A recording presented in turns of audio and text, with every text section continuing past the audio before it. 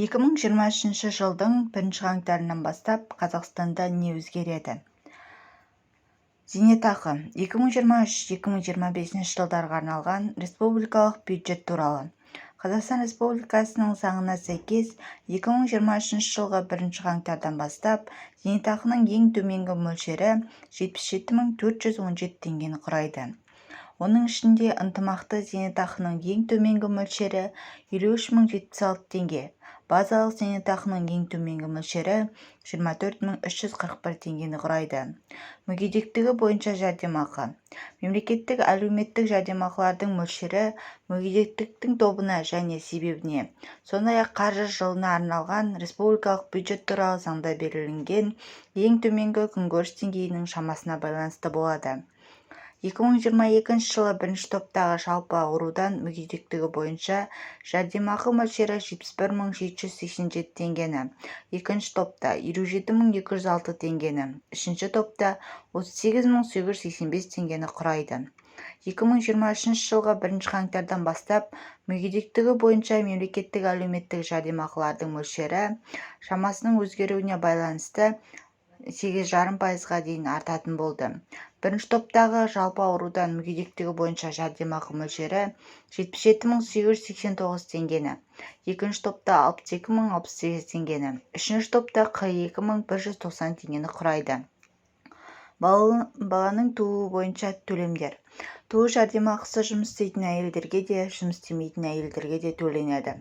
Жәрдемақы мөлшері бірінші, екінші және үшінші баланың туылуына 2022 жылы 120.840 теңге болса, 2023 жылғы 1 қаңтардан бастап 131.100 теңгені құрайды.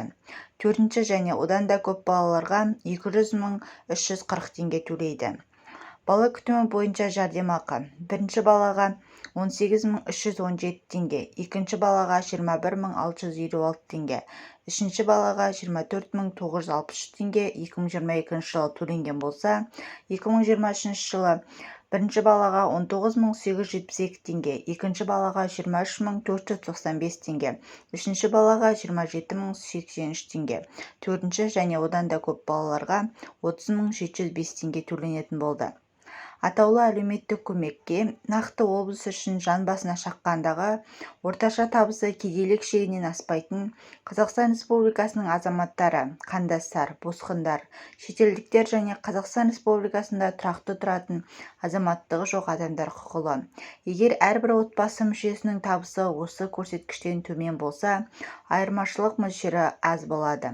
Сондықтан әрбір нақты отбасы үшін әлеуметтік көмек тағайындалған сомасының мөлшері жиынтық табысқа және кедейлік шегінің мөлшеріне байланысты жеке анықталады.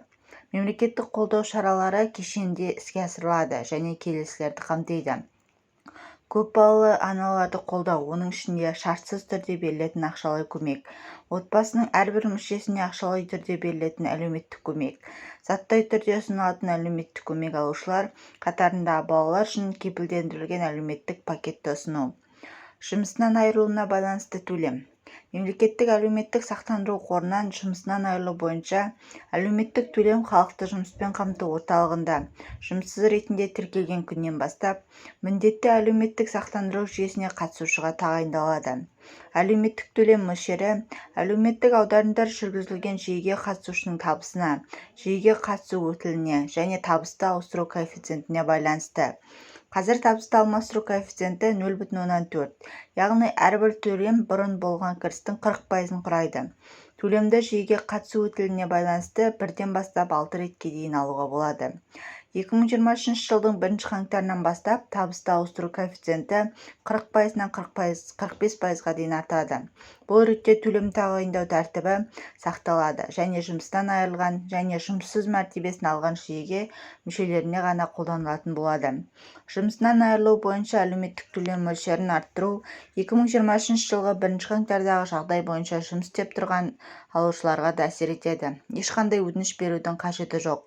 Төлем мөлшері автоматты түрде артады.